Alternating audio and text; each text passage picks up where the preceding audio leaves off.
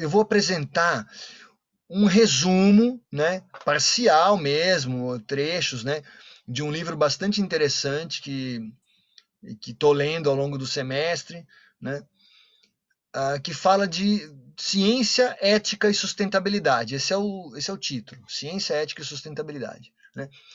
A primeira edição saiu no começo do milênio, né, em 2001, a editora Cortez, né, em São Paulo. Então, esse livro surgiu com essa proposta, né, de pensar em desafios do século, do milênio e tal. Muito bem. Tem uma segunda edição que saiu já mais perto do tempo nosso agora, em 2018, o mesmo título, né? E acho que com algumas alterações. Na verdade, é um daqueles livros de professores, livros acadêmicos, que consiste numa coleção de textos, num conjunto de textos de pesquisadores de diferentes áreas, tal, né? Que estão meio que conversando ali, estão debatendo essas questões da atualidade. Pô, que legal, estou recebendo uma dica aqui no chat, estou guardando, beleza, obrigado. Então, essa nova versão do livro, Ciência, Ética e Sustentabilidade, se vocês tiverem Kindle, vocês conseguem baixar. Está disponível gratuitamente. Né? E aí, eu, na verdade, me detive mais na introdução, que é um capítulo assim, que aborda os temas todos que vão ser detalhados ao longo do livro. Né? Então, a gente começa com os paradigmas da era industrial. Né? Vamos lá. O que a gente tem de paradigmas? Né? A hegemonia da ciência sobre a natureza. Né? A gente tem isso como algo forte, né? Já faz um tempo, já faz, sei lá, alguns séculos que a gente está nessa coisa da civilização associada com desenvolvimento, com tecnologia, com ciência. E aí nós caminhamos para uma visão de mundo que hoje eu acho que é majoritária ainda, que, que coloca a ciência como, vamos dizer, a ciência sobrepujando a natureza, como se fosse vencendo a natureza. É uma maneira de encarar que eu questiono, né? Porque a gente sabe que a natureza, a gente brinca muito com a natureza, acha que pode muito e coisas acontecem, né? Então a gente vai até comentar sobre isso. Bom, um outro paradigma, crescente especialização. Cada vez mais, né? Então eu mesmo, como acho que muitos de nós, né? A gente está sempre se formando, está sempre aperfeiçoando. Terminou a graduação, faz especialização, faz um mestrado, doutorado, pós-doc, estou fazendo um complemento, daí faz um curso livre e tal. Sempre especializando, sempre procurando aprofundar, e que é uma coisa boa, mas assim, eu particularmente gosto muito de uma formação complementar que me abra os horizontes e não que feche, né? É o perigo da gente ficar. Sabe aquela história do cara que se especializa tanto que ele sabe tudo sobre quase nada? Então é algo que na engenharia eu acho que é interessante a gente ter essa visão ampla, a gente conhecer temas diferentes, sabe? Tende a melhorar nossa maneira de encarar os problemas, desafios novos, né? Bom, e uma outra coisa que a gente tem é isso é uma maldição, né? O produtivismo, essa coisa da produtividade, né? De quantos artigos você, no caso do professor, quantos artigos você produziu, quantas aulas você ministrou, quantos vídeos você gravou, se for, enfim, em todas as áreas tem isso, né? Vai no comércio, quantas sei lá, produção industrial, qual foi a produção, pode aumentar, não pode, como a gente pode melhorar isso, comércio, como é que a gente pode impulsionar as vendas, muita coisa do produtivismo, né? Do produzir mais e mais e mais. E na verdade, quando a gente pensa nisso, podemos pensar até na questão da produção agrícola, por exemplo, né? A produção de alimentos, então aquela produzir mais e mais e mais, sendo que essa não deveria ser a única questão. Na verdade, não é. Né? Quando a gente fica focando muito nisso, a gente acaba esquecendo de algumas coisas. Né? Produzir mais e mais e mais, mas o que exatamente? Para quem? Né? Quem vai ser beneficiado? Isso é acessível? Não é? A gente tem que colocar certos questionamentos. Agora eu vou fazer um contexto, na verdade, estou pegando essa informação do livro, estou adaptando aqui, né, para vocês, um quadro que é uma comparação entre contextos históricos, tá? Então vamos lá. Comparando a passagem de século XIX e XX para o século XX e XXI. Não precisa pensar exatamente na virada do século, é o clima naquela época, né? Então, a visão de futuro. A gente tinha uma visão de futuro, né, que era muito do otimismo, né? Quando você estava no final do século XIX, entrando no século XX, o otimismo, muitos avanços, a ciência estava descobrindo novas coisas, tal.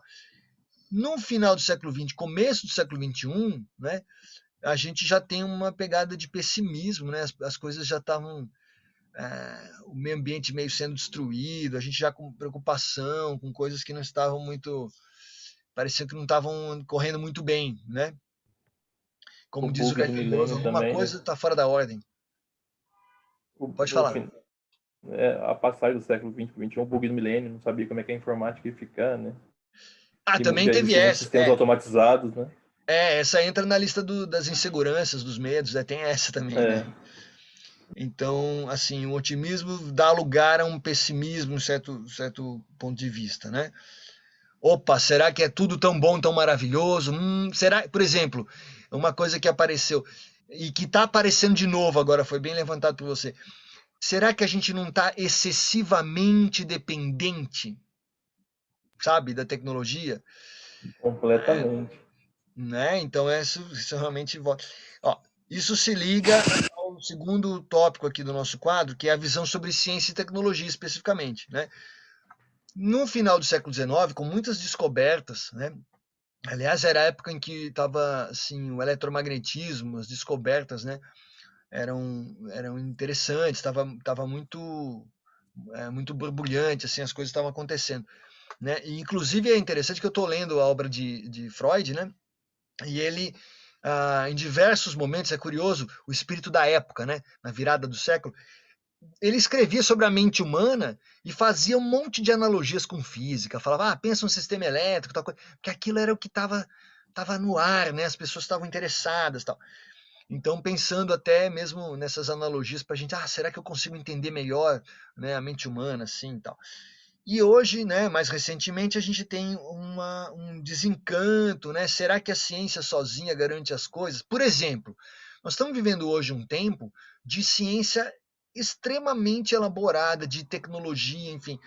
Porém, a gente percebe o quê? Que certas decisões são políticas, né? Muitas vezes a ciência, você tem o know-how, você sabe fazer, tem a tecnologia, às vezes tem a verba, né? E mesmo assim não garante a solução, porque tem outras questões que entram em jogo, tal.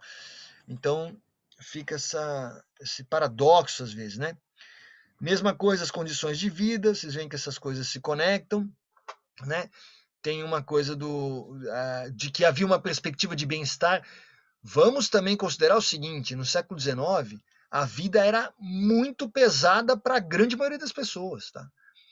O negócio da Revolução Industrial, que todo mundo fala, pô, um monte de gente com uma jornada de trabalho ferrada, né? Condições de segurança mínimas, de saúde.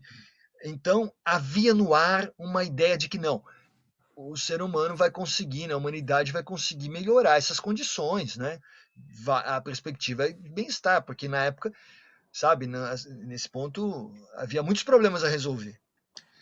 Muito bem, avançamos muito, né, em algumas coisas. E mais recentemente o que a gente tem? O mal-estar, né? As condições de vida a gente vê nas ruas, as pessoas, né?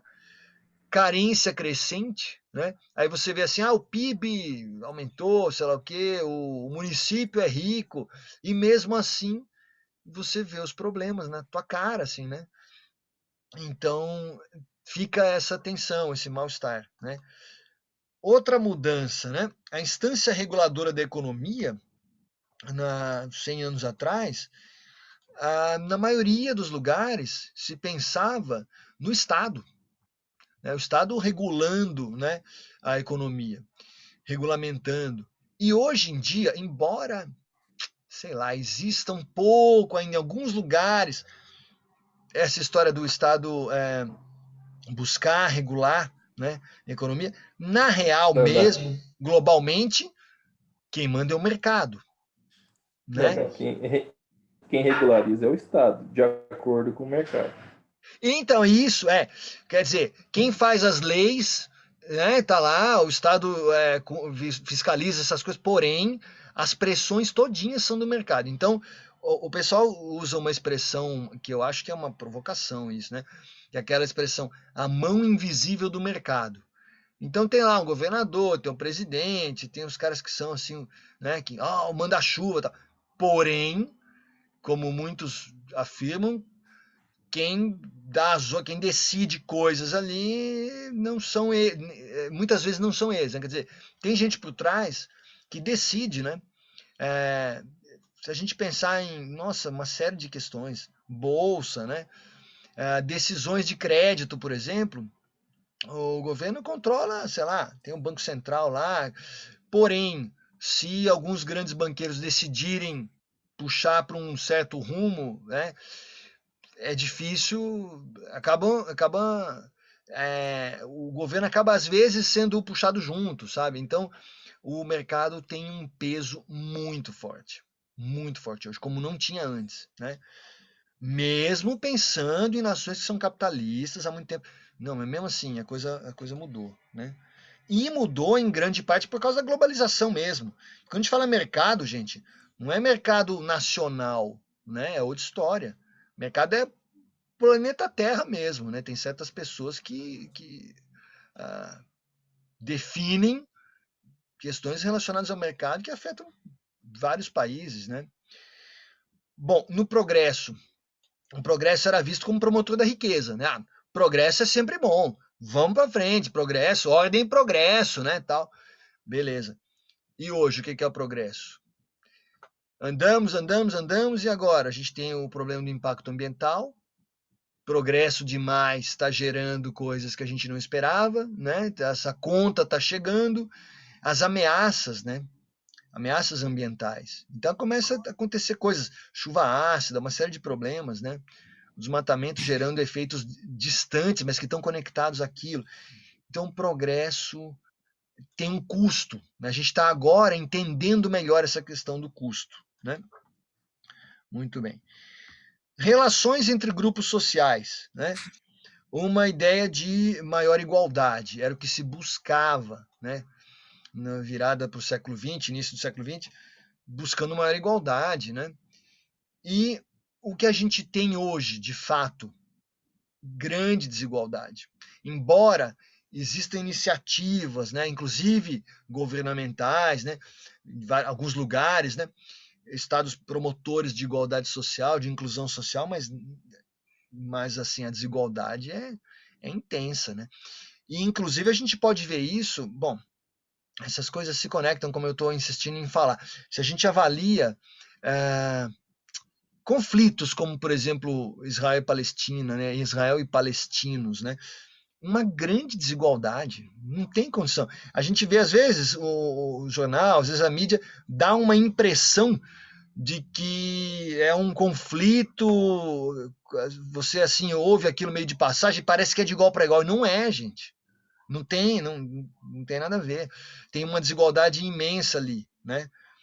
Então, não é tema assim, específico da nossa aula, isso é um assunto complicado, mas assim, a gente vê que os grupos sociais diferentes, eles estão cada vez mais diferentes, né? E pensando internamente no país, a tendência é do rico ficar mais rico, né? Do pobre mais pobre. Então, a questão da igualdade, não estamos conseguindo resolver ainda, caminhar nessa direção. Ou, se conseguimos, talvez a gente tenha dado alguns passos para trás. É uma coisa para a gente pensar. Bom, as relações entre os povos, né? A gente estava falando agora de tensão no Oriente Médio. Então havia uma perspectiva de paz no final do século XIX, mas essa todo mundo sabe, né? As pessoas tinham muita esperança e deu tudo errado, né? O século XX foi um século de muita guerra, muito conflito, inclusive as duas guerras mundiais, né? Então ali 15 anos depois da virada do século tava o mundo inteiro explodindo, tal. E também menos de 30 anos depois, 20 e poucos anos depois, uma segunda guerra, né? Então foi se estabelecendo um clima quase que de guerra contínua, se a gente para pensar. Nos últimos 100 anos, se eu perguntar para vocês quando é que o mundo esteve em paz, de verdade, eu não sei dizer isso, sinceramente acho que nunca, né? Desde a Primeira Guerra, eu não consigo pensar num período, a menos que você pense assim, naquela vila lá, ninguém morreu naquele mês, muito específico. Mas assim, Primeira Guerra, logo em seguida a Segunda Guerra. Depois da Segunda Guerra, Guerra Fria, né? Aí os conflitos do Oriente Médio explodindo, né? E as coisas acontecendo agora, nossa, e Vietnã, e Oriente Médio o tempo todo, as explosões. A gente teve aqui perto a questão das Malvinas, das ilhas, né? Então, o tempo inteiro esse clima de guerra, isso realmente já está caminhando com a gente faz tempo. Infelizmente, a gente não está conseguindo resolver essa questão, né? Bom, no trabalho, como eu falei, havia uma questão de trabalho muito forte, muito pesado, muito difícil, muitas horas. Então, havia uma perspectiva de aumento de direitos. E isso ocorreu, né? Na verdade, no mundo inteiro a gente viu essas lutas e batalhas por direitos humanos, por direitos trabalhistas, por uma estabilidade maior. Isso, de fato, muito se avançou ao longo do século XX. Porém, o que a gente escuta hoje? Ah, não, é custo Brasil, é custo isso, não, custo do trabalhador, não compensa, tem que aceitar reduzir direitos, está demais. Tem gente que começa a chamar, palavra tem poder, sabe? Você começa a ver gente poderosa assim, falando, não, esses caras querem privilégio. Privilégio? O cara que está falando isso, às vezes ele ganha 200 mil reais por mês. Quanto que ele trabalha? Aí ele diz que a gente quer privilégio, uma coisa para se pensar, hein? O uso das palavras, né? Então, não, tem que reduzir direito. Bom, o que se fala é, vamos reduzir direitos para garantir a estabilidade. A conversa, e muita gente vai nessa, não, beleza, ok. Porém, eu digo a você, pergunto a vocês, será que nós estamos vivendo um período de estabilidade em qualquer aspecto? Será? Por favor, mande uma mensagem de esperança, né? Mande pro meu, mande um sinal, porque assim a gente vê as coisas muito instáveis, né?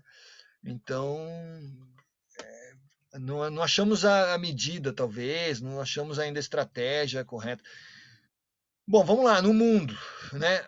Uma sensação de interdependência, uma noção de já 100 anos atrás, de que a gente não consegue fazer as coisas sozinho, de que é importante reconhecer que um país, uma nação não se faz sozinha. Você precisa do comércio, você precisa das relações entre os seus vizinhos, né? Como a gente, individualmente, em grupos pequenos, uma família também que precisa. A gente depende uns dos outros, não tem como, né? Porém, o que a gente tem mais recentemente? A gente continua dependendo dos outros, uns dos outros. Porém, a gente tem um paradoxo, uma globalização, todo mundo se conecta muito mais fácil, porém, um aumento da exclusão, né? Em vez da gente da nossa percepção de que todo mundo depende de todo mundo, em vez disso caminhar para a gente se ajudar e desenvolver um modo de vida mais cooperativo, ao contrário, a gente vê em vários lugares do mundo a exclusão social, né? Então é complicado isso, né? Se vocês forem olhar os Estados Unidos, muita gente fala Estados Unidos, né? Pô, grande potência de fato. Porém, é um dos países onde tem mais população de rua no mundo todo. Mais de 40 milhões de pessoas morando na rua, gente. Sabe? Difícil. Então, bom, aí vem a pergunta que não quer calar, né? Afinal, no que é que a gente melhorou, né? No que é que melhoramos, né? Melhoramos em algumas coisas. Vai. Professor, Oi, fale. eu quero acrescentar um ponto de vista Opa, meu. manda ver. Eu tô fazendo um trabalho, né? Eu e umas amigas minhas, da minha sala mesmo, né? Aí, nas pesquisas, eu acabei percebendo que há uma taxa vai diminuindo a taxa de natalidade cada vez mais, porque as pessoas estão querendo, assim, se inteirar mais na carreira, dar mais ênfase na sua vida, na carreira, no trabalho, do que em ter filhos, ter uma família. E aí eu percebi isso, eu queria comentar aqui. Excelente, Lívia, bem comentado, né? Muito bem observado. Isso eu acho que não, já vem há um bom tempo, a gente vem percebendo isso, né? E vou dizer para vocês muito francamente, né? Eu falo aqui como se estivesse entre amigos, eu considero vocês todos meus amigos, a gente está aqui pensando juntos a vida, né? Houve um tempo na minha vida em que isso começou a pesar. Eu percebi que estava. Se a gente, na verdade, por inércia, o mundo vai puxando a gente de tal modo que, se vocês não tomarem cuidado, daqui a pouco fica assim, aquela coisa da produtividade, do produtivismo. Daqui a pouco, cadê a sua vida pessoal, né? Então, é de fato algo para a gente pensar, né? Para a gente, sabe, aquele parar. E aí o pessoal que perguntou aqui do grupo de saúde mental, né, da preocupação com saúde mental, são essas coisas, né? Será que não está na hora da gente pensar que precisa reservar um tempo para a gente mesmo, para os nossos, para as pessoas que a gente ama, né? Bem colocado, Lívia, sabe? É um problema que afeta todos nós, né? Esse. Então a gente não esquecer de quem a gente ama, né? Às vezes eu tô na correria, nossa, todo dia, começo, aí eu vou ver, minha mãe mora a 180 quilômetros daqui, onde eu tô, e aí eu não tô podendo visitar, porque tá essa coisa toda de pandemia. Bom, e aí, preciso telefonar, dar um alô, né? Os dias passam rápido, né? A vida vai passando, então, bem observado, Lívia, muito, muito bom. Temos que ter essa atenção, né? Manter a afetividade, sabe, acordada. Muito bem. Ó, paradoxos da atualidade. A ciência, né? Ela é uma esperança para a gente, continua sendo, né? No momento atual, né? Assim, é aí que a gente tem a nossa esperança para a solução de problemas. Exemplo é a vacina. Porém, a gente tem, junto com isso, um risco de surgimento de novos impasses. Por quê? Por causa do próprio avanço, né? Como que você consegue garantir que aquilo vai chegar para todo mundo, sabe? Então são essas questões, né? Outra, como eu estou colocando aqui, episódios de degradação ambiental. Então, ciência, avanço, tecnologia, mas tomar cuidado, né? Porque senão a gente chega atinge essas questões, né? Entra na degradação, quer dizer, aquela história de querer comandar a natureza, sabe? A gente tem que conviver harmonicamente, né? Outra coisa, produção. A produção aumenta muito, né? Porém, também está aumentando a desigualdade social, porque se falava muito assim, 100 anos atrás, vai aumentar a produção, daqui a tantos anos ninguém mais vai passar fome. Teoricamente faz sentido, mas na prática não conseguimos ainda resolver essa equação, né? Então a desigualdade social está aumentando e, junto com isso, a frustração, né? Além de não ser uma solução, ficar simplesmente aumentando, produzindo mais, pode criar problemas, até de armazenamento, até de problemas com a própria natureza, né? Bom, aqui eu estou colocando, eu sempre deixo um amarelinho aqui, que é o momento em que a gente pode pensar juntos, se vocês tiverem algum comentário a fazer, né? Que será que é problema, gente, a produção ir aumentando? Não, parece estranho. Ó, acho que não somente os problemas ambientais, mas os problemas entre ideologias opostas, sim, tem essas coisas, né? Então a gente vai aumentando muito a produção, o que pode acontecer? Ó, o aumento da produção de soja e de celulose via eucalipto tem gerado problemas ambientais, tá? O solo mais pobre, regiões de cultivo intensivo, onde depois de você fazer aquele tipo de cultura intensiva, aquilo fica, o solo precisa ser recuperado, você vai até o limite, sabe? Então é algo a se pensar, né? Riscos, esgotamento de recurso natural E no fim mesmo, autodestruição, né? Se a gente continuar nessa pegada, vai ficar difícil pra gente, né? Ó, tiro, porrada de bomba, né? Eu tô brincando aqui, né? É o que a gente está fazendo com a gente mesmo em alguns momentos, né? Algumas necessidades, gente, necessidades, coisas importantes para nós, né? Bom, precisamos ter ética no desenvolvimento tecnológico e farmacêutico. Claro que está junto aí, né? Estou dando essa ênfase no farmacêutico porque o momento pede essa ênfase, né? Então, desenvolvimento ético, né? Sustentabilidade, essa palavra é super importante. O pessoal que está com tema ambiental aí certamente vai falar mais, né? Eu estou colocando da seguinte forma, que a gente pensar em sustentabilidade ambiental, por exemplo, é um ato de solidariedade em relação às futuras gerações. Eu estou pensando na minha filha, né? Daqui a 50, 100 anos também, em quem vem por aí, né?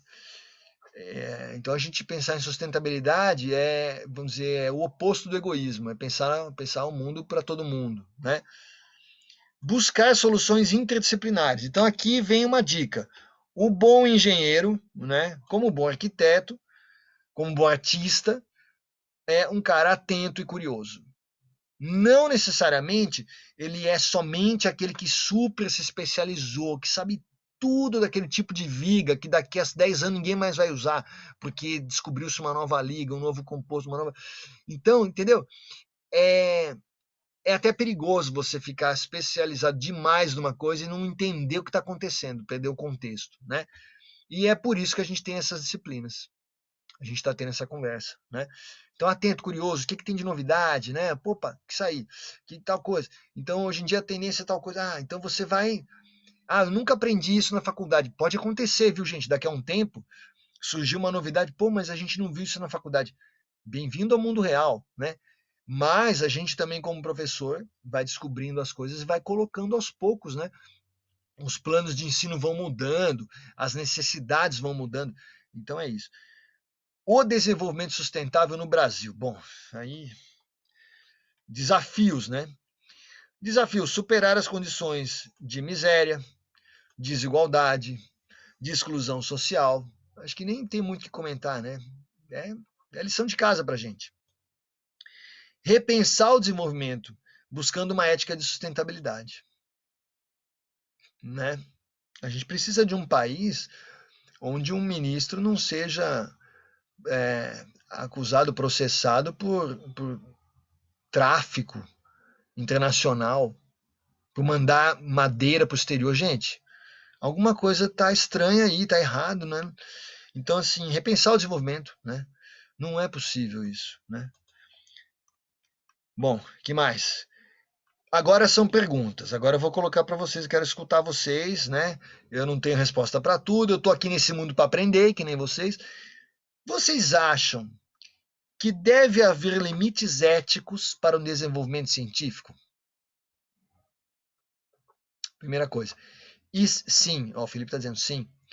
E com certeza, se deve haver limites éticos, então quais seriam eles? O que a gente pode dar, talvez algum exemplo assim? Vocês saberiam falar? Quem quiser abrir o microfone, fica à vontade. Vocês acham que a gente... Pode falar. Limites éticos. Eu lembro que no começo do ano passado, um cientista, se não me engano, foi na China, que ele descobriu um jeito de fazer com que pessoas não nasçam mais com AIDS, não adquiram AIDS durante a vida, através de mutação genética na fase de gravidez ainda. Sei. Só que ele foi muito criticado, porque mutação genética durante a gravidez foi considerado algo muito, muito, muito antiético. Tem uma questão que é aquela de... uma coisa que se comentava já, uns 10 anos já se falava disso, que era assim, o perigo de no futuro as pessoas quererem escolher como é que ia ser o filho, né? De alguma forma direcionar isso, então é um pouco estranho. Eu diria assim, é provocativo que eu vou falar, mas em alguns momentos a sensação que dá é da gente querer brincar de Deus. Eu acho estranho também, não sei. a gente tem que sempre ir com calma, né? Questionar essas coisas, né? Até que ponto tá correto, até que ponto a gente tá um pouco forçando a barra. Não, peraí, né? Sabe? Enfim, verdade. Ó, tô vendo aqui outra mensagem. O pessoal tá mandando mensagem privada, então não quero ficar falando o nome dos alunos, mas está chegando coisa para mim, né? Sobre a sustentabilidade, a questão ambiental, uma pessoa dizendo que ficou meio sem graça de dar opinião, porque envolve política. Não, tudo bem, né? Eu entendo isso e é complicado mesmo, né? Não afetar a dignidade humana, vide experimentos nazistas. Pois é, fazer experimento que envolve a vida da pessoa, acho que aí é complicado, né? Então, os limites éticos acho que estão dentro disso, né? Da gente fazer um desenvolvimento científico que seja buscando a saúde, buscando a vida, né? E não expondo pessoas. Não, vamos ver o que acontece. O nazismo foi assim, né? Gente, eu escutei um professor, um grande professor, semana passada, falou uma coisa que eu nunca tinha pensado desse jeito. Já tinha questionado, mas não do jeito que eu escutei. E assim, as pessoas falando sobre a Segunda Guerra, né? Que coisas horríveis aconteceram. A gente sabe, né? Torturas, isso a gente tem nos livros, tem relatos, tem vídeo, tem registros, né? Torturas, situações terríveis, né? Experimentos. Porém, essa pessoa argumentou o seguinte: é verdade, né? Mas a gente tem que saber o seguinte, que dos dois lados aconteceram coisas cruéis e horríveis, sabe? Quando a gente para pensar em Hiroshima e Nagasaki, sabe? De certo modo, aquilo também foi um experimento científico. Horroroso, trágico, né? Sabe, é uma coisa para a gente questionar, será que precisava disso? Né? Até que ponto? São países, né? O Japão, por exemplo, até hoje vive o eco dessas explosões, sabe? É isso, sabe? São gerações, são famílias dizimadas, é um troço que... Então, a gente precisa pensar coletivamente, globalmente, limites, né? Buscando a harmonia da convivência, né? Bom, paradigmas desenvolvimentistas, né? Então, lá, ciência sobre a natureza. Talvez a gente possa pensar, em vez da ciência sobre acima, a ciência pela natureza. Hoje em dia é a ciência a favor de tentar recuperar a natureza, né? Que a gente já ferrou em vários lugares, em vários aspectos, né? Deixa eu ver isso, boa dica, é a Marcela que está escrevendo aqui, ó. O livro É Isto um Homem, do Primo Levi, a bordo, que era estar dentro da Segunda Guerra. Pois então, e eu vou te falar, eu tô com esse livro há algum tempo aqui perto e ainda não comecei a ler também, mas eu tive indicação. A pergunta da Lívia, coleta de dados, né, na questão do limite ético. Sim, você precisa passar para o comitê de ética em pesquisa para fazer certas coletas, né, para fazer trabalhos que envolvam, experimentos que envolvam seres humanos. Tem uma legislação, inclusive brasileira, sobre isso. A gente tem a plataforma Brasil, onde o teu projeto vai ser analisado por uma comissão. Tem vários comitês no Brasil todo, a Univap tem um comitê que se reúne todo mês para debater algumas pesquisas, dar um parecer, avaliar os riscos, né?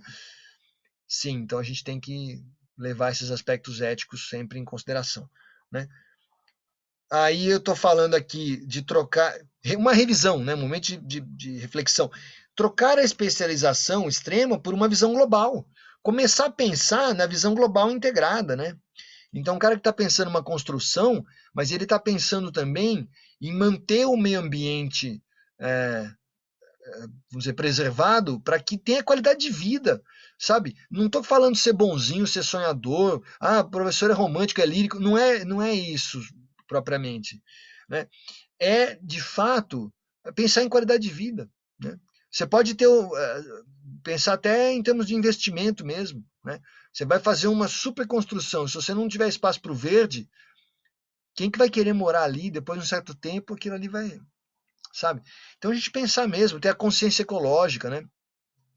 Em vez de ficar só produzindo, avaliar se a gente está produzindo agora, mas vai destruir depois, né? Será que essa produtividade não pode, às vezes, não ser tão intensa, tão intensiva, para que a gente mantenha a possibilidade daquilo prosseguir por um tempo maior, né? Ter um ponto de vista generalista, um ponto de vista integrador, pensar em diferentes aspectos de um problema, isso não é uma qualidade menor. Eu já ouvi gente dizer, o cara é muito generalista. Não sei se vocês já ouviram isso. Não, esse cara é muito generalista, como se fosse uma ofensa, né? Mas, gente, na saúde, por exemplo, o pessoal da biomédica, né, engenharia biomédica, bom, você precisa ter esse olhar generalista também. Você precisa avaliar os diferentes aspectos, né? Saúde, né? Você faz sei lá, uma terapia que se for muito invasiva, você vai resolver um tumor, por exemplo, mas você vai matar a pessoa junto com o tumor, sabe? Então tem que tomar cuidado, tem que ver como é que você trata aquilo, mantendo a qualidade de vida, né? Essa semana a gente vai ter na Univap o Congresso de Saúde e Qualidade de Vida. Então, é a gente valorizar essa visão mais global, mais integrada, né? Que é necessária para enfrentar problemas complexos. A vida humana, né, é uma questão complexa. Aí eu vou colocar para vocês algumas características do tecnólogo, né? Colocar assim a questão da ciência e da tecnologia aplicadas, né, pensadas e aplicadas, de modo a garantir a viabilidade econômica aos projetos, né? Então, a gente não pode assim só ficar pedindo dinheiro, pedindo verba, preciso de mais. Não, calma. Você tem que ter um projeto que vá num ritmo que você tenha viabilidade econômica, né? Pensar sustentabilidade em todas as suas dimensões, ela é algo multidimensional. Então você tem a estabilidade, vamos dizer, a sustentabilidade econômica mesmo, né? Fazer aquela iniciativa começar a ser autossustentável, né? Pensar ecologicamente, né? Então algo que você não destrua, que você consiga ir renovando aquela cultura. A sustentabilidade cultural, você não pode simplesmente calar as culturas diferentes. E social, claro. Não adianta você ter grandes avanços, conseguir grandes coisas e ser algo para poucos e todo o resto que se dane. Aí não rola, né? Fica muito ruim viver num mundo assim, né? Muito bem. A formação acadêmica do profissional que atue, né, que comece a atuar no desenvolvimento de tecnologias, ela precisa conter elementos de coisas que a gente está discutindo ao longo do semestre. Então, ciências sociais, tema que a gente aborda direto. Direito, porque você tem que pensar na questão dos direitos trabalhistas. Não adianta você querer a produção máxima, mas você tem que ver se você está matando o seu funcionário, né? Então, você precisa avaliar direito ambiental, né? A questão das artes também, a visão artística, a maneira como muitas vezes intuitivamente o artista aponta caminhos, aponta questões para você pensar que assim racionalmente você de repente tinha deixado passar. Às vezes vem uma pergunta ali, você, caramba, isso se aplica, né, numa situação que eu estou vivendo aqui e tal. Então isso faz bem para a gente ter essas noções. A saúde, claro, sempre tem um aspecto da saúde. Além, claro, das ciências naturais, que é onde a gente trabalha, vamos dizer, sabe? Física, química, biologia, todas as engenharias, né? O tecnólogo também ele tem que ter essa visão crítica, né? Efetuar a avaliação crítica dos programas que são dados a implementar. A gente não pode fazer que nem, enfim, aquele pessoal que a Hannah Arendt coloca na obra dela, né? A banalidade do mal. Aquelas pessoas, não, mandaram fazer, eu fiz. Espera um pouco, a gente tem que questionar, né? Se a ordem for absurda, você tem que espera um pouco, talvez seja melhor fazer de outro jeito, você vai tentando dialogar, né? Não existe receita pronta, né? O tecnólogo, a pessoa que trabalha na tecnologia, não é a pessoa que simplesmente aplica uma receita e acabou. Ou então, vamos dizer assim, vou ser bem honesto para vocês, até pode ser. Tem gente que eu conheço que é assim, o aplicador de receita, sabe? Porém, como essa pessoa vai querer se destacar? Que marca ela vai deixar? Que contribuição para a humanidade? Gente, nós temos que, sei lá, eu acho que vale a pena pensar grande. Eu acho que a gente pode pensar assim, o que eu vou deixar para o mundo? É uma pergunta que me atormenta direto, assim, sabe? É louco isso. Eu fico, não, mas o que eu estou deixando para o mundo? Né? Então, simplesmente um cara que aplicou receita, que deu aula pronta, não. Né? Mesmo se houvesse receita pronta, eu estou dando um exemplo assim, que parece até estapafúrdio, né? Mas aqueles programas de culinária, de TV, né, que a gente tem, o cara que se destaca, ele não é aquele que simplesmente fica seguindo a receita, copiando a receita dos outros. Ele é aquele que tem um tempero próprio, que tem uma ideia, ele vai, de alguma forma, ele inova, ele contribui, altera, mexe, né? É um pouco por aí, né? Então eu acho que existe esse espaço para gente, mesmo na ciência, mesmo na engenharia, sabe? Esse espaço da criação. Nunca esqueçam disso, é super importante, né? Bom, e o que é a universidade? Como é que entra a universidade nisso, né? Desde a Idade Média, né, a universidade traz um paradoxo. A universidade é um lugar onde você busca estudo, aperfeiçoamento, detalhamento, né? Onde se registram, onde a gente tem o acesso aos conhecimentos estabelecidos, tradicionais, comprovados, consagrados, beleza, né? Mas, ao mesmo tempo, a universidade é onde a gente busca formar a humanidade do futuro, né? Que são vocês. O futuro presente, o futuro que está chegando, né? Então, tem um paradoxo aí, né? Você vê?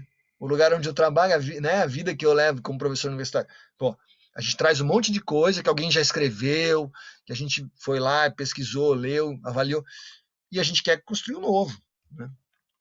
Não está errado nenhuma das coisas. Bom, então coloco o seguinte, como que essas coisas se combinam, né? Bom, a gente precisa mesmo estudar. Estudar é estudar aquilo que já se fez. É assim mesmo, né?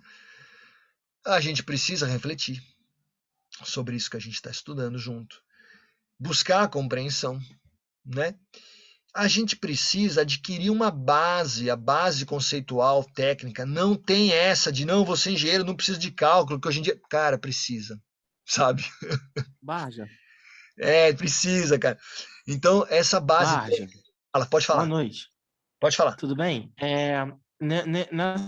Nessa linha de raciocínio me veio à cabeça, por exemplo, esse negócio de saber estudar os outros e tal. Aí entra também, antigamente também os grandes teóricos físicos e tudo mais, os cientistas, eles também tinham esse lado humano, né, filosófico, tanto é que muitos eram filósofos e escritores e foram descobrir a ciência através disso. E eu acho que aí esse espírito crítico e essas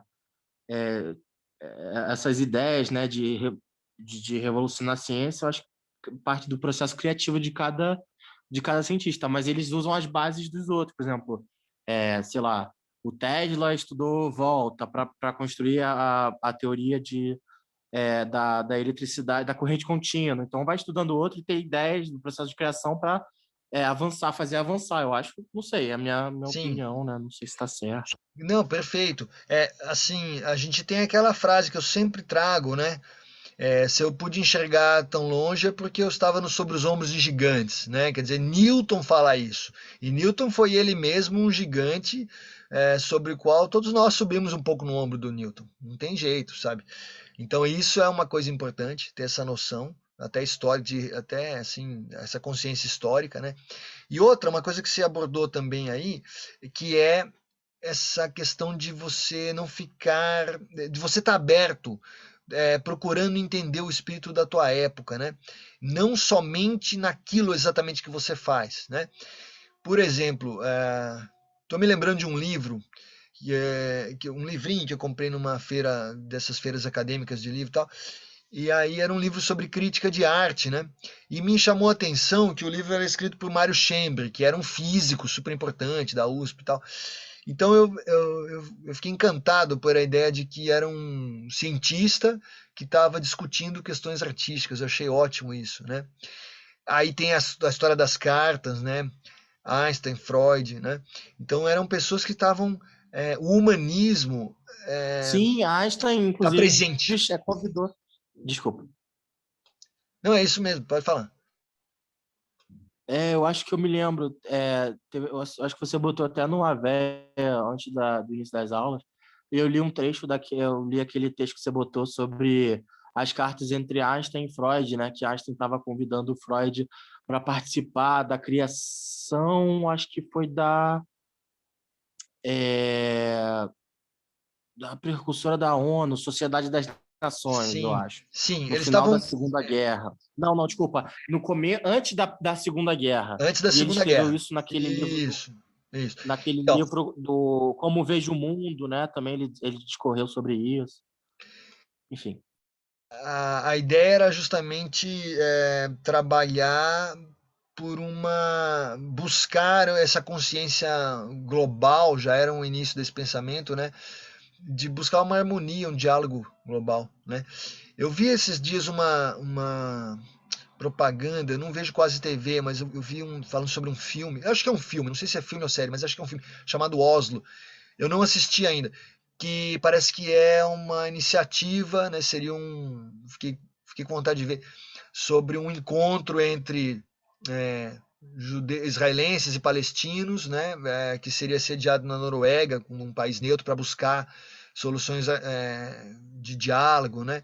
Pode ver que no contexto da Segunda Guerra, entre a Primeira e a Segunda Guerra, né? Tinha lá Freud e Einstein eram pessoas que estavam implicadas até dentro dessa questão religiosa que foi desaguar nos piores momentos da Segunda Guerra, né?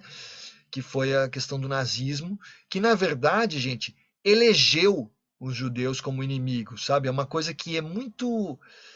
Vocês vão encontrar na história às vezes isso, né? O cara começa, sabe quando a pessoa elege um inimigo, começa a só bullying, só ferra, só fala mal, tal. Isso é algo para a gente ficar atento, né? Então eles tinham esse tipo de preocupação, né? Era uma visão humanista, pensar no mundo todo, né? Sim. Então, aí eu estava falando disso, né? Que a gente precisa estudar, precisa conhecer um pouco de história, né? Ter a base técnica, né? Nem que seja, e mesmo que seja, para modificar as estruturas, né? Entender o que deu errado, né? Alguma coisa ali sei lá, não funcionou, né? Sei lá, de repente você criar uma faixa ali onde está morando todo mundo junto, misturado, depois de séculos de tensão ou décadas que seja de tensão entre povos muito diferentes em suas crenças, e de repente você cria uma faixa ali, você não tem uma enfim, um limite geográfico, você não tem uma nação constituída geograficamente, quer dizer, você tem Israel, mas cadê a Palestina, sabe? São coisas para a gente pensar, será que esse caminho eu não sei, a gente tem que buscar uma outra solução, tem que ver como fazer, né? E quando a gente fala ver como fazer, não é um Ah, problema dos outros, é um problema nosso viu? também. Perdão, posso só perguntar um negócio? Sim, É, nossa, isso daí sobre a guerra entre Israel e Palestina é bem atual, né? Ainda mais agora que o Hamas está sendo bombardeado por Israel e vice-versa, né? Tanto é que eles falam do Iron Dome, né? Daqueles míssil sistema de defesa antiaérea, mas não era isso que eu ia falar, era sobre essa questão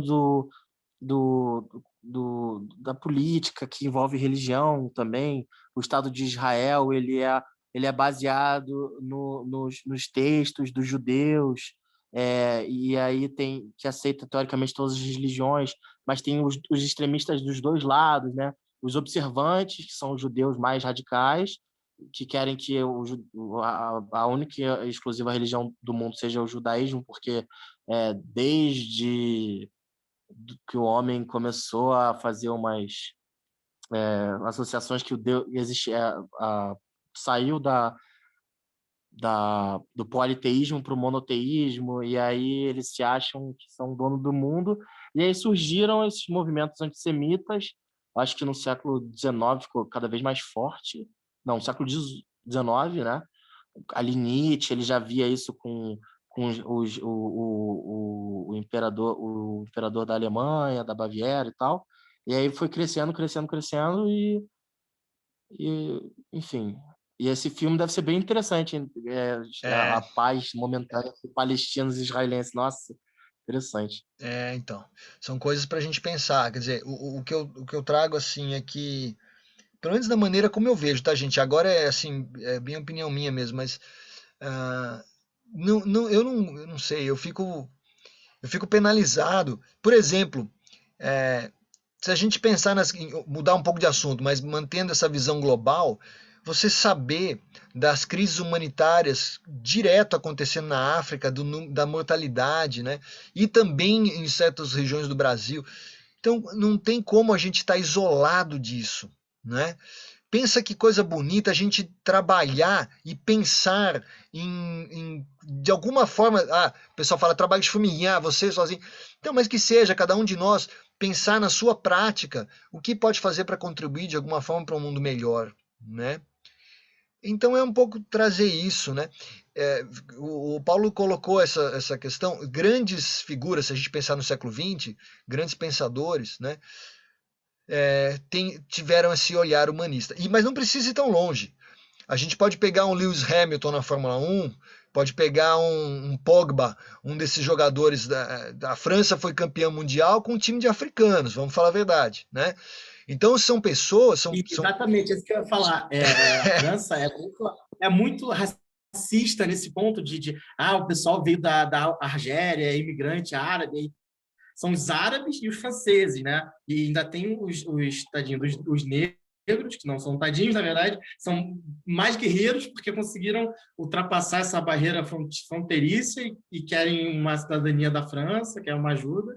E são ex-colônias também, que foram muito exploradas pelo imperialismo, enfim. E aí a gente pode debater isso por muito tempo, mas literalmente foi um tapa de pelica no francês. Eram poucos que eram francês nativo da metrópole. Essa Copa do Mundo foi assim a seleção mais negra que a França teve e foi um excelente, assim, deram um show mesmo, né? Tinha que ficar com eles mesmo, né? Eu gosto dessas coisas, eu busco trazer essas comparações, esses exemplos. Às vezes o pessoal, tem gente que brinca comigo, tem professor mesmo, colega meu, que fala, pô, você sempre traz um exemplo de futebol. O que eu posso fazer? Eu gosto e de fato coisas acontecem ali que a gente pode transcender e pensar grande, né?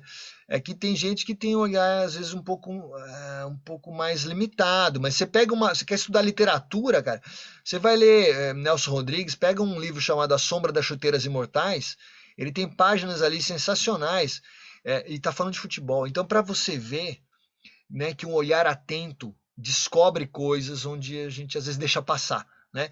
Então a gente aprender com esses caras, né? Ler, estudar, acho que isso, né, é uma coisa que faz bem, né? Eu faço também um pouco para provocar meus amigos. Muita gente critica, né, o esporte profissional, futebol incluído, né? Mas o futebol é o mais visto realmente, que envolve muito dinheiro e tem muito talento envolvido também. Mas assim, eu posso ir longe. Assim, no Brasil, o triatleta, por exemplo, ele tem o material dele é caríssimo, bicicletas que chegam a 60, 80 mil reais e eles não têm patrocínio porque o governo não investe no esporte, e para o internacional, o brasileiro é visto também como está mudando isso, né? No futebol já mudou, claro, mas assim, nos outros esportes que a gente tem atletas muito bons, por exemplo, o Diogo Sclebin, que eu via em prova, sabe? Eu chegava na chegada lá, batia com ele era todo alegre, era uma pessoa comum que falava com todo mundo e assim, ele Cara, os melhores são simples. São simples, sacou? E ele teve que... E aí tem esse monopólio das Forças Armadas também, que aí para você conseguir ser atleta, você precisa ser sargento da aeronáutica, por exemplo. Nem foi o caso dele, porque senão ele não vive, ele não tem salário, né? Do governo não banca, né? E, por exemplo, alguém que nasce na Inglaterra ou na França ganha milhões, as equipes ciclistas todas, os ciclistas são tem todo o apoio, o suporte, que a gente mal consegue treinar sem um carro atropelar a gente por falta de educação. Mas, enfim, outro assunto muito... É. Então, eu acho que a gente buscar exemplos, né? Seja na cultura, nas artes, nos esportes, eu acho que ajuda, para mim, ajuda a pensar e compreender o mundo. Por exemplo, não precisa ser, vamos pegar do lado dos conflitos, das tensões, das dificuldades, né?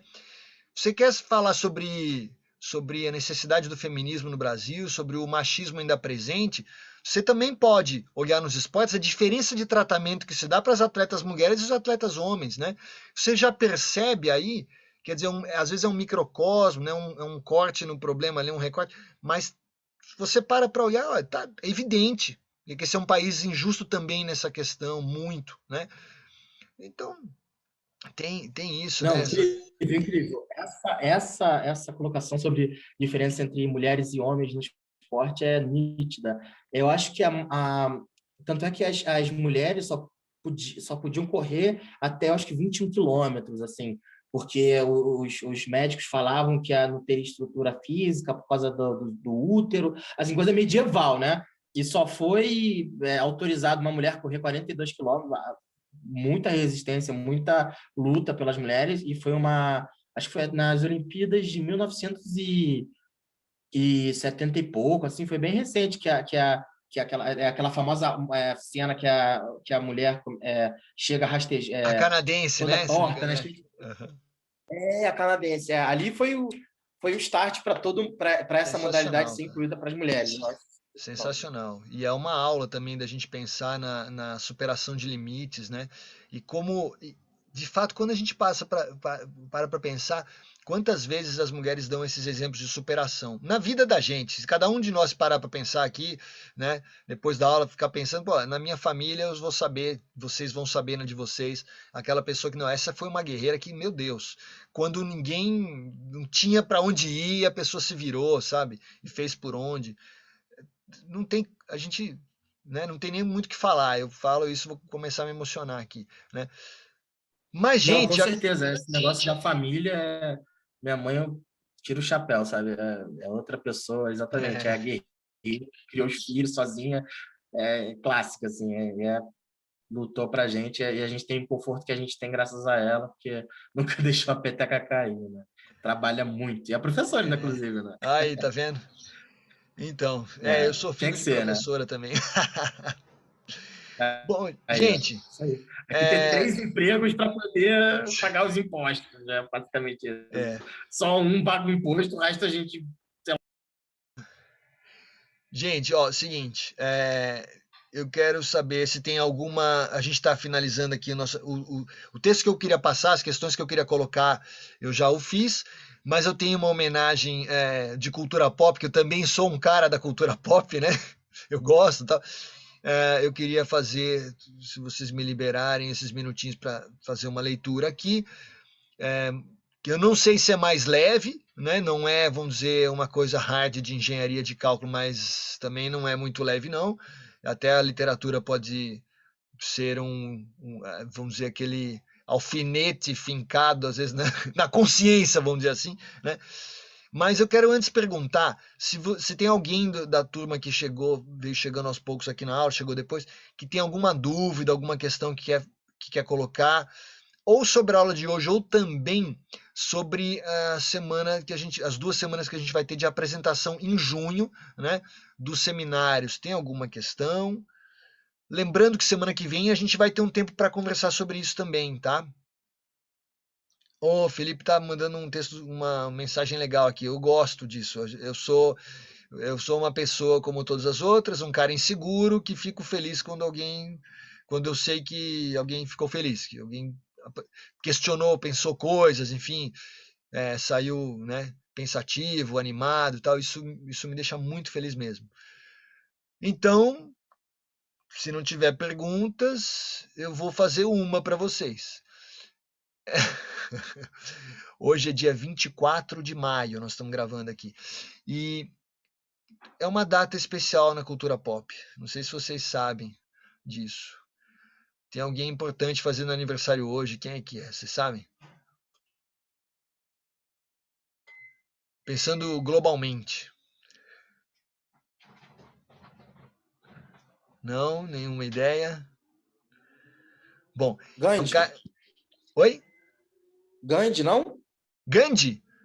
Não Eu acho sei. que ele faz em março. Ele Ah, faz em então. março ou em maio. Mas não. Sim, não é? Eu particularmente não estava me referindo a Gandhi. Eu vou conferir depois, fiquei com essa pulga atrás da orelha agora, que seria fantástico, né? Eu tô pensando num cara da cultura pop que, assim, é um compositor, mas também é um escritor, e uma pessoa que dessas que instiga, que provoca, que tá inteiro aí e há muito tempo com o seu violãozinho. E, bom, eu vou Da cultura pop, acho que o Chico Buarque, não é? o Chico Buarque, mas hoje não tenho certeza não. Eu tô pensando em outro cara. Ó, seguinte, vou pedir para vocês escolherem, vou fazer uma surpresa aqui para vocês. Eu vou ler um texto desse cara, tá? Eu fiz fiz uma adaptação aqui de alguns textos e eu não escolhi não, fiquei na dúvida do que falar. Então eu vou pedir para vocês escolherem um número de 1 a 7. Se alguém puder dar essa dica aí, porque aí fica uma coisa aleatória, vocês não sabem. Daí eu vou abrir aqui 5. A primeira pessoa que escreveu chegou para mim o número 5. Eu vou abrir então. Chegou o 5 e o 3. Deixa eu ver. Então, beleza. Deixa eu olhar aqui o que eu tenho com o número 5 e o número 3. Espera aí. Ok, peraí, eu tô abrindo aqui.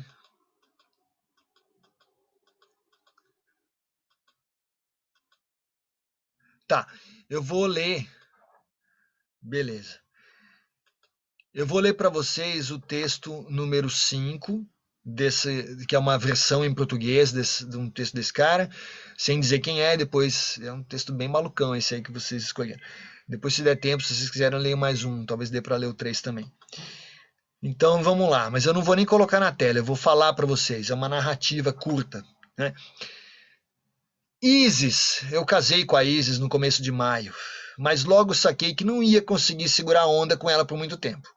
Aí um belo dia eu cortei o meu cabelo e fui embora, procurando um país distante onde nada pudesse dar errado. Acabei achando um lugar que era um misto de escuridão e luz. Parecia que a linha divisória entre luz e escuro passava bem no meio da cidade. Amarrei meu cavalo num poste e fui procurar um lugar para pousar. Um homem que estava parado na esquina veio falar comigo e me propôs um rolo. De cara eu já vi que não ia ser nada comum. Ele perguntou se eu estava afim de uma recompensa fácil. Eu disse que sim, que eu estava duro, né? Ele disse, não vai precisar de grana. Na mesma noite a gente saiu dirigindo para o norte. Quando eu perguntei onde a gente está indo, ele só disse, calma, não esquenta. A gente estará de volta em 4 dias. E como era uma grana boa, eu pensei, tá ótimo, recompensa fácil e rápida. Fiquei pensando em turquesa, ouro, esmeralda, diamante, sei lá, essas coisas, né? Bom, seguimos viajando pelo Grand Canyon, um frio absurdo, e eu me lembrava da Isis, né? Ela sempre dizia que eu era imprudente, que eu era um cara ingênuo, fazia merda no meio das coisas, eu não pensava no que ia acontecer. Quando eu saí de casa, ela veio com um papo místico. A gente ainda vai se encontrar de novo, as coisas vão ser bem diferentes. Da próxima vez que a gente se casar. Meu, que isso? Eu tinha vontade de ficar com ela, mas me casar. Pô, ela era legal, mas. Enfim, eu esqueci de algumas das coisas que ela dizia. O que eu sei é que eu e meu amigo dirigimos 2 dias seguidos e quando a gente chegou na região das pirâmides, tava um gelo só. Aí o cara abriu o jogo. É o seguinte, estou procurando um corpo. Se a gente conseguir pegar a múmia certa, vai dar uma grana imensa. Aí é que eu soube o que ele estava planejando. O vento uivava e a neve era estúpida. Cavamos de noite, de madrugada, naquele frio do cacete. E aí do nada, o cara caiu do meu lado morto. É isso mesmo que vocês ouviram, morto.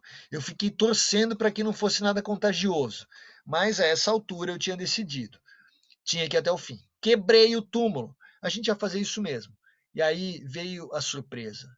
Bem naquele lugar, bem aquele caixão estava vazio, não tinha joia, não tinha nada. Aí eu vi. Mais uma vez fui ingênuo, mais uma vez fiz bobagem. Bem que a Isis me falava, caramba, quando eu aceitei aquela proposta. Mas aí tive uma ideia. Peguei o corpo do cara e coloquei dentro do caixão, coloquei a tampa de volta, fiz uma oração meio improvisada, eu me senti aliviado. Bom, sei lá, que ele tenha paz, né?